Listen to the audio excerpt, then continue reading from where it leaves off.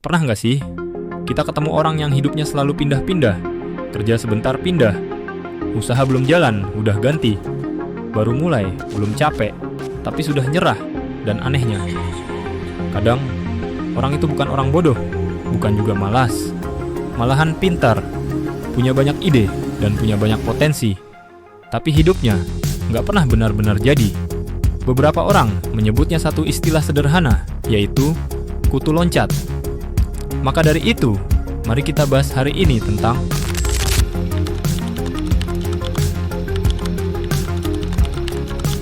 secara harfiah, kutu itu serangga kecil. Dia nggak punya rumah. Dia hidup dengan cara lompat dari satu inang ke inang lain.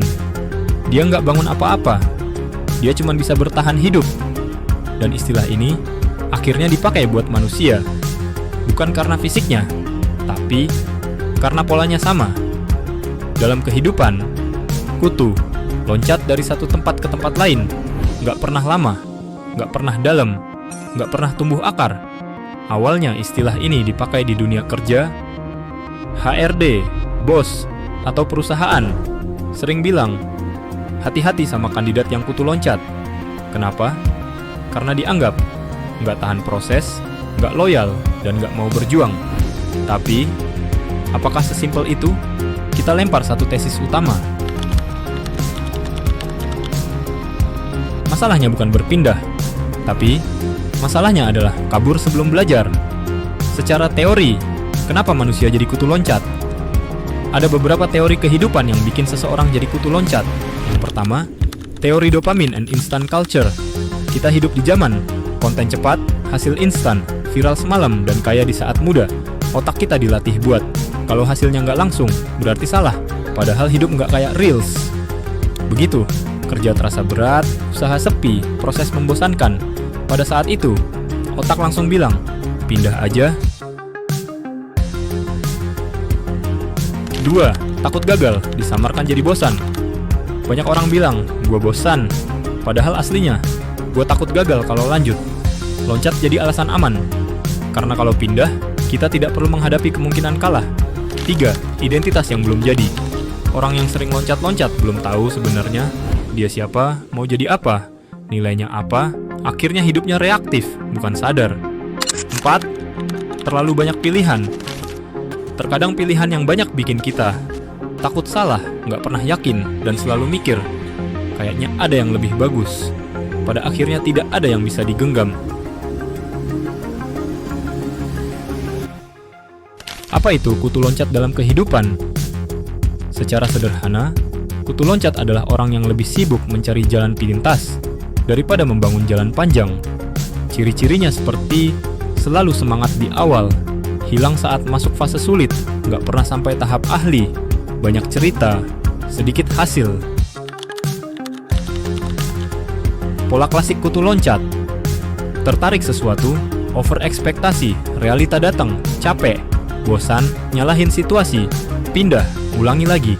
Dan setiap kali pindah dia bilang, kali ini beda. Tapi pola orangnya sama.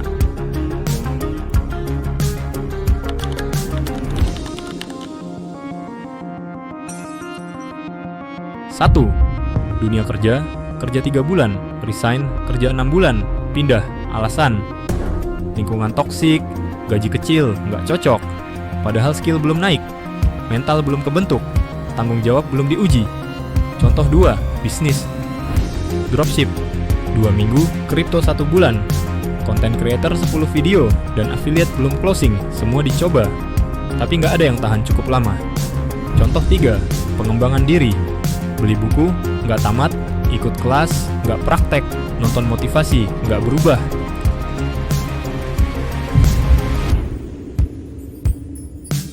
Orang pintar tapi nggak sabar, orang ambisius tapi anti proses, orang yang trauma, dan orang yang kebanyakan nonton kesuksesan orang lain.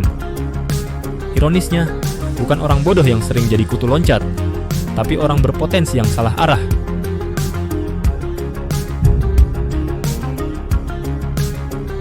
Karena skill dangkal, mental rapuh, hidup terasa stagnan, umur jalan tapi posisi nggak berubah. Dan yang paling bahaya, kita mulai percaya bahwa hidup memang nggak cocok buat kita. Padahal yang salah bukan hidupnya, tapi cara kita menjalaninya. 1. Tentukan batas bertahan, misal minimal 2 tahun, minimal 1 siklus gagal. 2. Evaluasi, bukan kabur. Tanya pada diri sendiri, apa yang gue pelajari? Skill apa yang naik? Apa yang gue lakukan ke depannya? 3. Pindah dengan alasan dewasa.